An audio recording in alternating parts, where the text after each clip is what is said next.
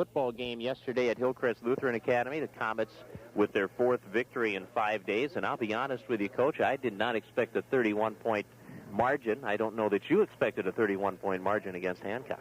No, that's right, Craig. And I think we kind of surprised ourselves by the way the guys played. And, really, we took it up, after the game in the chapel and just we just had some popcorn session where the guys just talk about how, the good things that happened in the game, and everybody had something to say. And after that, we just kind of sat and looked around at each other as like, what else, how can we play any better than what we're doing now? So we were really pleased with the way the performance was a big homecoming win for us, and, just an outstanding game for our seniors to remember.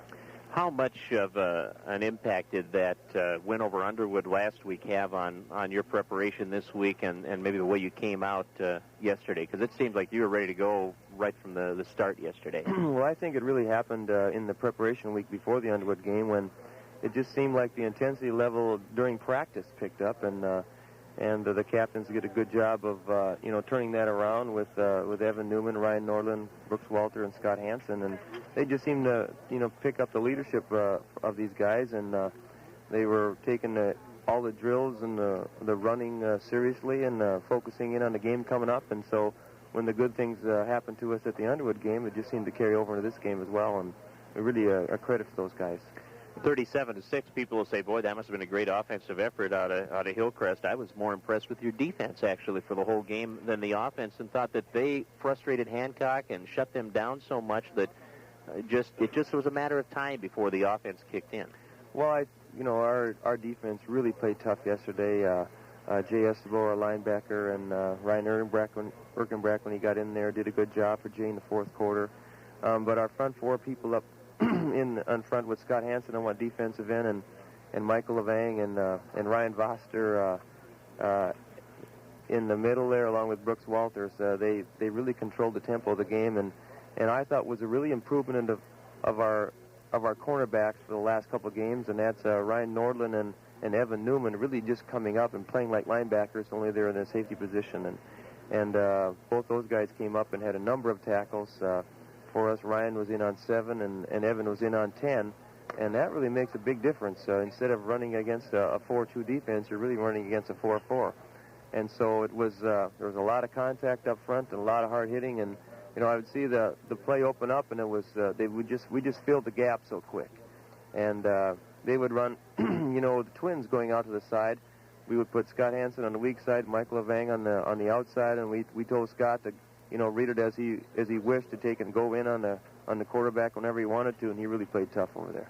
Yeah, you were committed to stopping the run. It was obvious you really had geared up to stop that run. And Quinn Messner was a tough running back. He had over 90 yards, I think, for Hancock. But Timmerman, you were able to stop. You didn't let him get outside on you very well at all. Well, we were pleased with the way we shut down the run. We know they had 2 excellent halfbacks. They were hard running type guys, and we were concerned because Messner didn't play in the Underwood game when Hancock beat him 26-20, so we were very concerned about putting another tough running back in the backfield because the other guy, Timmerman, had 200 yards, Cornier said, against Underwood, and Messner was a better back, so that was always a concern for us. Yeah, he had a nice game, but you did a very nice job controlling that ground game. Yeah. Let's talk about your offense, and we talked last week about the big plays, and there was a big play that didn't materialize, a drop pass. I couldn't believe it. And Evan was behind the defense. I'm sure he's the one that couldn't believe it more than anybody with that wind at your back, and he had it go off his fingertips. And I thought at the time, boy, if there's another chance in this game, he's not going to drop it. I know that, and he did get another chance. Well, we gave him another chance, and when it is windy like that and the ball sails, it kind of floats in the air and bobs up and down, and he agrees he should have had it. His hands were in the wrong position, and talked about that, but really a good pass by David Selvig, I thought, because he was able to control the speed of the pass, and adjusting to the wind in a situation. So we thought that, he really did a good job at quarterback for us again, and, 75 yards of passing, but they were on key plays, and when we threw to Evan coming out of the backfield there for that 47-yarder, that was a good game breaker for us. And you did have a good running game also yesterday with Folden and Newman. They hit the holes well, and you got some key first downs on some of their plays. A couple of nice touchdown runs. Newman broke that 65-yarder, which just after I had said, I think, well, Hillcrest would love to sustain a drive here and eat some of the clock. And there he went, 65 yards, and I thought, well, they'll probably take that too. We'll take it when we can get it. Evan had 12 attempts for 125 yards, and I guess any time, Craig, if somebody were going to tell me that, our two running backs, with Newman carrying 12 times and Folden carrying 9, 21 times between the two, rushing for almost 200 yards, I'd be very pleased with that. Newman had 125 and Folden had 63, and so, David opened a game for us and with a good run around the left end, and both guys really complimented the line with the guys up front there. Peter Swenson at center, and then Brooks on one side, Scott Hansen the other, and then tight end Michael Levang and Ryan Erkenbrack, Jay Estebo switching off at tight ends on the right side, really opening up the holes. And we were talking about our blocking scheme. They're keeping their technique, and plus, Craig, we're pleased when we look at the video that they're going after the guy, and then they're going after a second block. And I guess when you want to get to the next level and play that type of football, if you're going to do that, you have to have that type of blocking up front, and we're really pleased with that. Yeah, I think the two areas I guess I came away most pleased with when I was watching Hillcrest, or most impressed with was the blocking, the sustained blocking that you talked about, and also the way your defense swarmed to the ball yesterday. And I thought that was the key right there, the way you shut them down, and it wasn't just one or two players. They were all over the place. Well, and then, Mario Pacone also on defense, linebacker for us. We put him man on their flanker when he went in motion, and he contained him. And boy, if he's near the ball, it's gonna be hit. And same with Jay Estebo coming up, hit hard, and Ryan Erkenbrack, and we overheard some of the guys in the Hancock huddle, going back, said, "Boy, that 77 is tough," and that's Voster, and he goes, he's just on a different planet when he's on the football. He's kind of animated out there, Coach. He's a good, enthusiastic guy for us to have, and nobody loves to play football more than Ryan, and he really enjoys the game. And boy, if he misses a couple, gets so over-aggressive that he misses a couple runs up on his side, and I take him out a couple plays, he's just fuming to get back in there again. So we take him off for two and bring him back in there again, and he's just intensity, 110% all the way.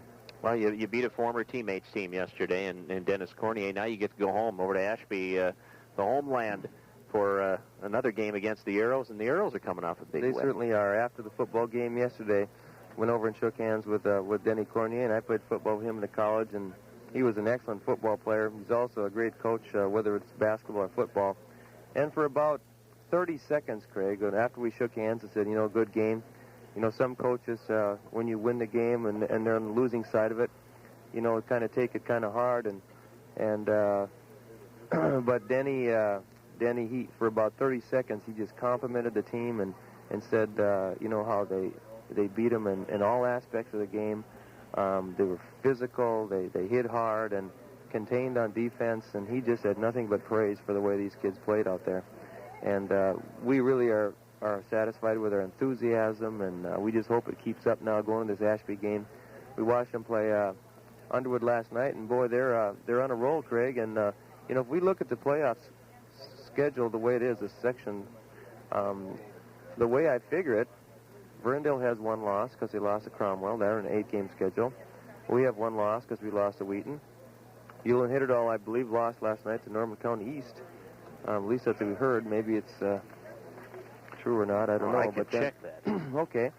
And then Ashby has only one loss that is counted in the section because their game that they lost to Verndale is a non-conference game. And so that was their 9th game. They had an open date, and they plugged in Verndale, and that one won't count for them on the section playoffs. So they have their 8 games in the Pheasant Conference, and then the one game at Verndale, and I don't believe we're counting every team is going to count their 8 conference games. So right now they only have one loss, and so all 4 teams now have one loss, so it's really up for grabs. Every week's critical. It certainly is, and we're going to have our hands cut out, our hands pretty tied against the Ashby guys, and we know they're going to be fired up. They're on a roll, and we can just hope we can keep our intensity level high.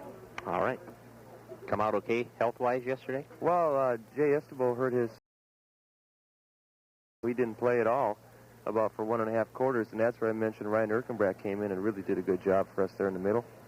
And he's a sophomore, a young guy playing for us. And other than that, just a few bumps and bruises. We had some shoulder injuries against Underwood that healed up good, and I guess Michael's got a bump on his elbow and Peter on his wrist. But after that, it looks pretty good. Hey, after 5 weeks of football, you get those, right? Yeah, you certainly do, and you got to play with them. So we got a couple big games this morning too at our complex. Right. Yeah. Our Wheaton is coming up, bringing up 2 junior varsity teams. They're bringing up their first team JV, and their 9th graders are going to play. So we're going to play 2 football games at the same time over at Hillcrest, and give all the guys that didn't get a chance to play yesterday, get them in the ball game, so maybe moms and dads can see them play a little bit Hillcrest football. All right. Thanks, Coach. Have a good weekend. Thank you, Craig. Homecoming win for the Comets, 37-6 over Hancock. They are at Ashby on Friday. And let's keep it right here. We'll move on to swimming, I think, with Tom Uvis. The Otter Girls Swimming Invitational is today.